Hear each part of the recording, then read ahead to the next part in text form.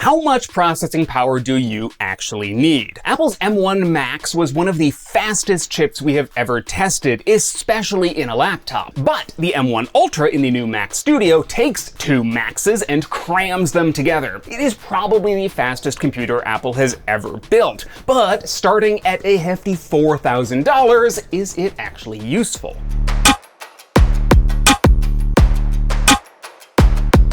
Welcome to Upscaled, our explainer show, where we seem to these days mostly just be endlessly retesting the many versions of the M1 chip that Apple keeps cranking out. Now, when the M1 Ultra and the Mac Studio were first announced, we put out the call to you to see what tests you would like us to run on the new M1 Ultra, and you had some great ideas. Now, to be fair, too many of you still seem to be struggling with the idea that this is a Mac and can't run Windows software, but despite that, there were some great suggestions. We've got a bunch of video encoding tests in Premiere Pro. We're going to check out Blender. We've got tests using Davinci Resolve and Fusion, Lightroom, a bunch of AI and processing tests, and even some games. Let's take a look. For more info on how the Mac Studio actually is as a computer, check out our colleague Davindra's full review on the website. But for a brief overview, the M1 is Apple's in-house line of chips. After years of relying on Intel, Apple kicked Big Blue to the curb and developed their iPhone and iPad chips into a new line of SoCs for laptops and desktops. Now, SoC means this is a processor, a graphics card, and a shared pool of memory all together on a single chip. These M1s are based on the ARM design, which has traditionally been focused on low-powered, efficient operation, like those in phones. But Apple is hoping these chips will compete with the top desktop designs from companies like Intel, AMD, and Nvidia. The previous flagship, the M1 Max, had 10 CPU cores, a mix of 8 performance cores and 2 low-powered efficiency cores, along with up to 32 graphics cores and up to 64 gigabytes of shared memory. When we tested out the M1 Max in the 16-inch MacBook Pro, we were pretty amazed at how fast it was, and without roaring fan noise or getting uncomfortably hot. The M1 Ultra is literally just two M1 Max chips fused together with a high-speed connection and acting as one single chip. Now, this means 20 CPU cores, up to 64 graphics cores, and up to 128 gigabytes of RAM. And all of that is packed into the surprisingly compact Mac Studio chassis, which looks sort of like a fat Mac Mini. We took a fully loaded M1 Ultra Mac Studio along with a second Mac Studio with the M1 Max chip and the two laptops we'd already tested, the 16-inch MacBook Pro also with an M1 Max and a 14-inch MacBook Pro with the lower powered M1 Pro, and we compared them across a gauntlet of tests. For contrast, in all of these was my PC desktop with its 16-core AMD 5950X processor, 128 gigabytes of RAM, and now sporting a shiny new EVGA NVIDIA RTX 3080 Ti. Farewell, Radeon 7, you served me well. As we ran through the tests you requested and a few others we thought up ourselves, I had 4 main questions that I was trying to answer. First, how well does the M1's performance actually scale? In other words, is the M1 Ultra actually twice as fast as an M1 Max? Second, with a larger heat sink, better cooling, and a direct line to wall power, is the M1 Max chip in the Mac Studio faster than the same processor in a laptop? Third, as more and more software is supporting the M1 architecture, are we seeing a performance increase from our past tests? And finally, is the M1 Ultra worth it? The computer that Apple sent us would retail for $6,199, which may be cheap for a professional Apple machine, but is still incredibly expensive for a computer. Now, in a lot of their promotional and marketing material, Apple is comparing a machine like this against a desktop PC with a high-end processor and an NVIDIA RTX 3090 GPU, which is a $1,500 graphics card. But is that performance within reach? Essentially, for the price, does this computer make any sense at all? So, a few notes on testing here. Turns out I am not actually very well equipped to set up a whole bunch of extra desktop computers in my house, especially not with a under 1-year-old running around right now.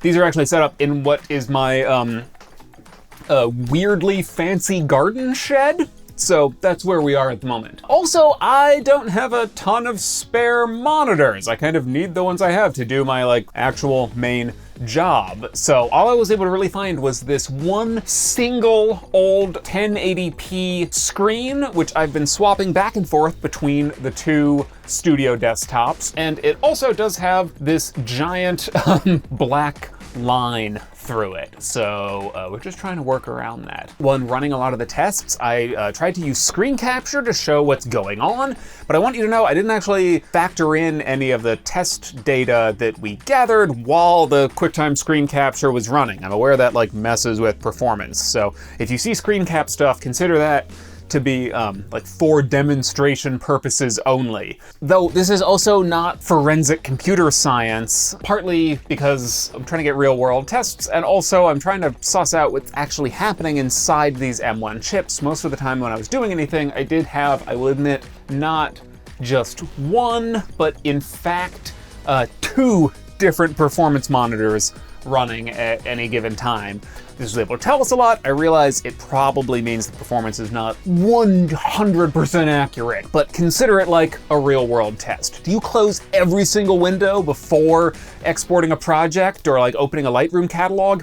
No, you're streaming Netflix all the time, aren't you? So consider it a real world test. Finally, when possible, we ran multiple tests and averaged the results together. So the numbers we're showing you on screen might not exactly match the footage. All right, onward to the benchmarks. One of the very first requests that we got when we put out the call here was for 3D Mark's Time Spy, which is a fantastic gaming and graphical performance benchmark, which is of course Windows only. Yeah.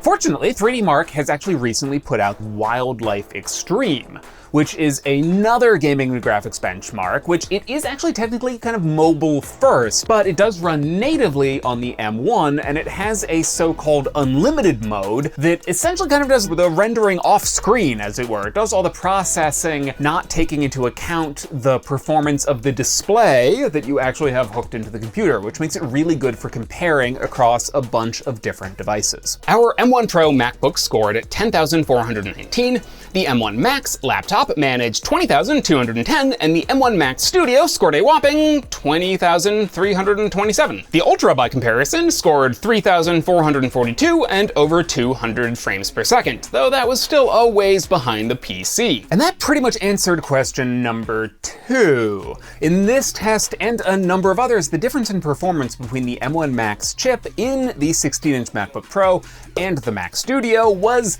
1%, maybe 2%. And while in most of the tests I saw, the Mac Studio was slightly ahead, sometimes it flipped and the laptop was actually faster. Once I saw this result enough times, I gotta be honest, I stopped the hassle of swapping my one poor monitor back and forth between the two Mac Studios, and I just ran most of the M1 Max benchmarks on the laptop. Since our last round of benchmarks, 3D modeling software Baldr has also released a new version that natively supports rendering on the M1. In addition to this, they also have a new version of the Baldr benchmark, which I will continue to insist on calling the Blenchmark. I ran the Blenchmark along with a test in Baldr itself using their fancy new splash screen image. In the CPU benchmark, the M1 Ultra scored 382, which is notable for being just a hair slower than twice as fast as the M1 Max. It was also within a few points of the AMD 5950 in my desktop PC. This is pretty impressive because the 5950 draws about 3 times as much power as the M1 Ultra, whose 20 cores seem to have a maximum power draw of about 50 watts. The GPU portion of the test was a little bit less impressive, with the M1 Max scoring 705, the Ultra getting 1,111, and my shiny new 3080 Ti scoring 5,276. Here's where we start to see answers to a few of those other questions. When it comes to the M1 Ultra's CPU performance, it really is just about double that of the M1 Max. And this is a pretty big accomplishment. Adding more cores does not reliably increase performance in a straight line. Just adding more cores onto a chip frequently adds to overhead as jobs have to be broken up and split between all the different processing cores, and the latency of shuffling data around an increasingly big chip. Adding an extra core, you might only expect to get 50% additional performance instead of doubling it. But in multiple tests, including Blender, Luxmark, and Geekbench, the M1 Ultra is close to 2 times as fast as the M1 Max's CPU. Now, I keep stressing CPU because the GPU performance is a little bit less impressive. It is by no means terrible, but if the M1 Ultra's CPU is generally up to 95% faster than the M1 Max, its GPU is more like 60 to 80% faster, and sometimes more like 40. The real question isn't why isn't the GPU faster, it's why is the CPU scaling so darn good? Now, there were a few odd exceptions to this scaling. Handbrake, for example, the free video encoding software, generally seemed to treat the M1 Ultra like it was an M1 Max. It only ran most of the work on half of the chip. And we saw this kind of behavior again in some of the AI tests we'd had planned to run, though some of those were unreliable enough we didn't really end up including them in our final results. Rendering an image in Blender, the Ultra did it in 2 minutes, compared to 3 minutes and 27 seconds on the Max and 5 minutes and 30 seconds on the Pro. My PC, however, did manage to do it in just 45 seconds. The other thing we really start to see here from Blender is that in terms of raw computational power, the graphics processor in the M1 Ultra is nowhere near an NVIDIA 3080 Ti, let alone a 3090. In plenty of programs, though, the M1 Ultra was stupendously fast. In Lightroom, for example, I made a catalog with 1024 megapixel raw photos in it, and timed how long it took not only to create one-to-one previews, but also to export the photos out to JPEGs. And in both situations, the Ultra was significantly faster than my desktop PC and blew away both the M1 Max and the M1 Pro. The Lightroom test showed off another strange behavior of these chips. In the more strenuous tests, like generating previews for 1,000 images, the results were incredibly inconsistent, especially on the lower powered machines. If I ran the same test more than once on my PC, the results didn't generally change by all that much. In the Lightroom preview generating test, the result was actually so variable that at the end of the day, the M1 Pro in the 14-inch MacBook ended up being faster on average than the M1 Max in the 16-inch MacBook. And again, I don't have a great explanation for this. In fact, in another encoding test I did, processing 8K video, the result was so variable that the M1 Pro ranged from 3 minutes to 5 minutes and 30 seconds, rerunning the same test over and over. Speaking of Premiere Pro, since our last tests, new versions of Adobe software are supposed to be better able to take advantage of the hardware acceleration in these chips for ProRes video. This is Apple's proprietary video codec, and it's become widely used in production. It's pretty much an industry standard. Now, when we last tested out these machines, it seemed like the hardware acceleration only really functioned up to 4K resolution. But in our test now, it seems to be functioning all the way up to 8K video. In our last tests of these laptops, I made a bunch of sequences in Premiere Pro that were 10 seconds long and made of increasing numbers of increasingly high resolution clips. Now, when I tested the M1 Ultra, it blew through the sequence made of 4 4K clips and the sequence made of 17 4K clips. It was even able to export out a 10-second 4K MP4 from a sequence made of 5 8K red RAW files in just 18 seconds. So I knew I had to up the difficulty.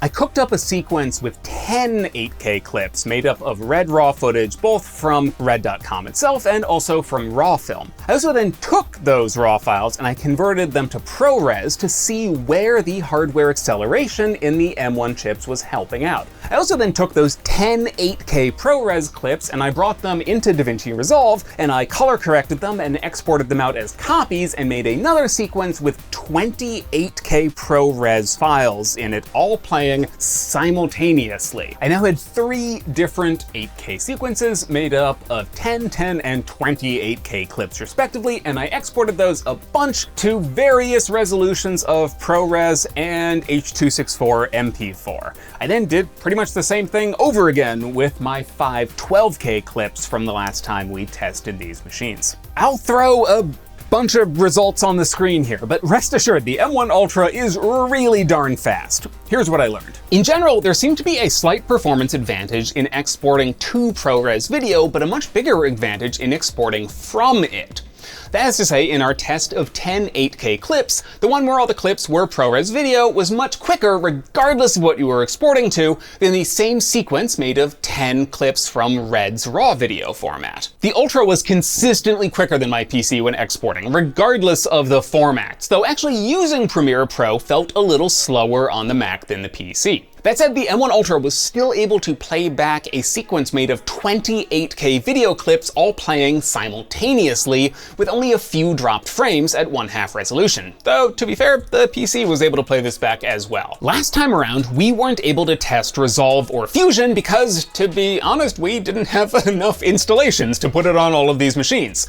But this time, Blackmagic was able to hook us up with a bunch more program installs, and we tried to put these machines through their paces. In general, the M1 Ultra is crazy fast in Resolve. It was able to play back our 20 clip 8K sequence with no problem at all, and exporting either to ProRes or to MP4 in 8K or downscaling to 4K, all of the exports took pretty much exactly 1 minute, which is fast. In addition to providing us the Resolve software licenses, Blackmagic also sent us a Pocket 6K Pro, which I am filming this on right now. I also used it to shoot our Playdate review, the handheld console from Panic, and I took all of that B-roll, filmed at 5.7K resolution, about 50 minutes worth of it, threw it into a timeline, added some spatial and temporal noise reduction, a little bit of color correction, and exported it all out to a 4K MP4 file. Now, on my PC, that completed in 1 hour, 3 minutes, and 36 seconds, while the M1 Ultra took 1 hour and 42 minutes and 7 seconds. So a good deal slower. While it's still relatively fast, it does suggest to me that once you add a fair amount of image processing,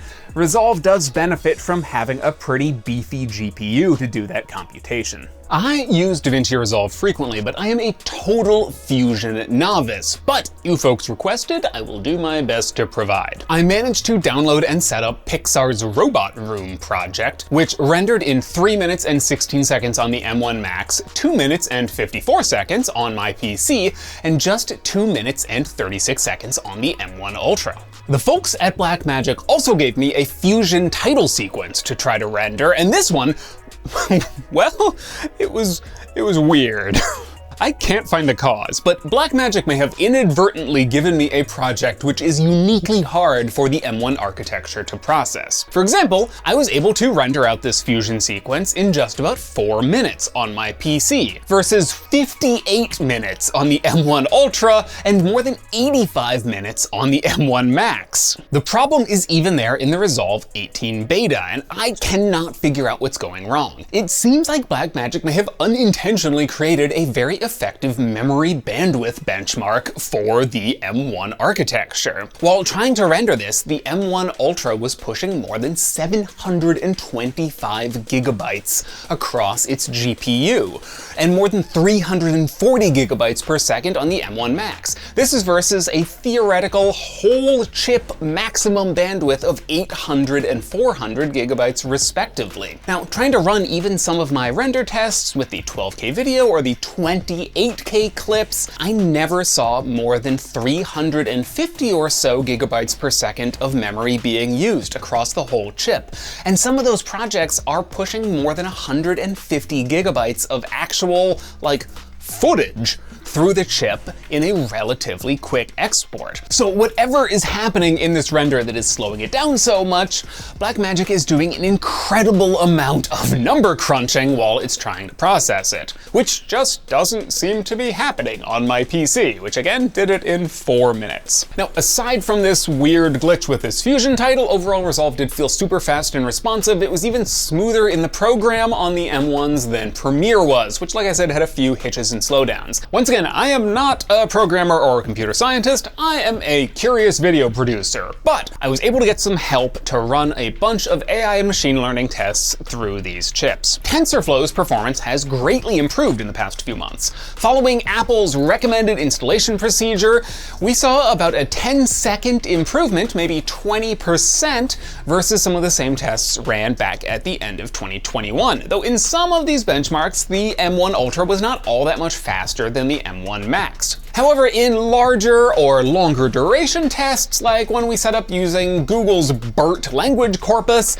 the Ultra was in fact about twice as fast. We saw some of that performance scaling on display. In general, the TensorFlow models seem to mostly run on the GPU, and some of the difference in performance may have been how well they scaled across all those graphics cores, and how well they also shifted some work to the CPUs as well. So further optimizations may actually still help to improve performance or increase that gap between the M1 Ultra and the Max. Now for Pytorch, which is the Facebook-affiliated Python-based machine learning library, while it is supported, we couldn't figure out any way to get it to do processing on the GPU at all. And in fact, our test results were inconsistent enough that we're not really going to include them here. It is supported on the M1 architecture, but it's clearly still early stages, and TensorFlow just works much better at the moment. I tried to investigate gaming performance as well, but honestly, it seems like you are probably better off getting one of the M1 MacBook Pros if you're interested in gaming. For one thing, finding games with native M1 support is still kind of a problem. There aren't many. Though through emulation, I was able to get Shadows of the Tomb Raider and Total Warhammer 2 to work on the M1 Ultra,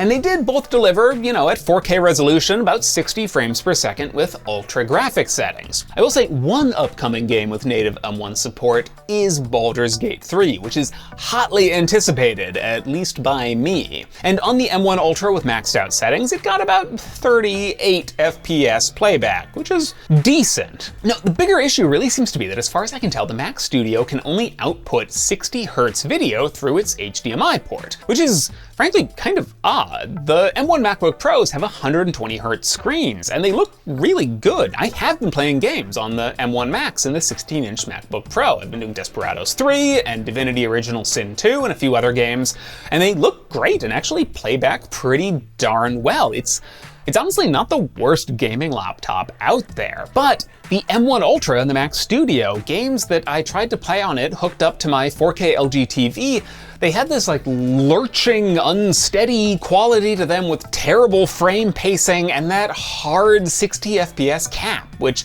it's not great for games. But honestly, if you were spending $6,000 on a high-end Mac for gaming, then you've got a lot of money and strange priorities. So where does this leave us? Well, in some ways, Apple's M1 ecosystem still feels unfinished. Some programs are buggy, some features are missing, and sometimes things are just weird, and you can't really explain why. But when everything is working right, the M1 computers are so fast they can feel miraculous. Still, with AMD's Zen 4 and NVIDIA's RTX 4000 and Intel's 13th gen processors all on the way, that lead may start to shrink soon. Though if rumors are to be believed, the Apple M2 is also imminent. And there are a few ways that the M1 architecture is really remarkable that I don't think those other companies are going to be able to touch. And one of them is efficiency, which, while it's especially important in a laptop, it still arguably matters in a desktop, especially in this day and age where you should see my power bill living here in California. In a straight test of GPU computation, my desktop may be far faster, but anywhere its hardware accelerations can be brought to bear in media work, the M1 Ultra takes the lead. My desktop does also weigh 50 pounds and draw 700 watts of power. The Mac Studio with the M1 Ultra weighs under 10 pounds. I rarely saw it draw more than 150 watts, and it is small enough that, yeah, you can put it on top of a desk. If you are looking for a high-performance Apple desktop, then there's really no other choice. If you just want a fast computer, then it's a much harder decision. But with the Mac Studio and the M1 Ultra, Apple is now firmly back in the high-end desktop game. It might not be quite 3090 levels of performance, but the M1 Ultra is fast enough in all of these tests that it hardly seems to matter. Apple has done an impressive job taking this humble mobile chip and turning it into a desktop powerhouse, and I'm excited to see where they go next from here. Maybe M2 chips with a base of 12 cores in them, or a 40-core M1 Supremo made of 4 Maxes welded together? We will have to see. And I'm also excited to see what the main PC chip makers do to step up their response. Come on, AMD, Intel, and Nvidia, I know you can do it, and I know you've actually got a little bit of a threat here now, so let's see what you make. We will be here to test it all out. Thank you so much for watching. Thank you so much for your suggestions of what tests you wanted to see us run. And if there's anything else you want to see us benchmark in the future, or any questions in tech or science you want answered, drop them in the comments below. We do try to read them, and we will see you next time.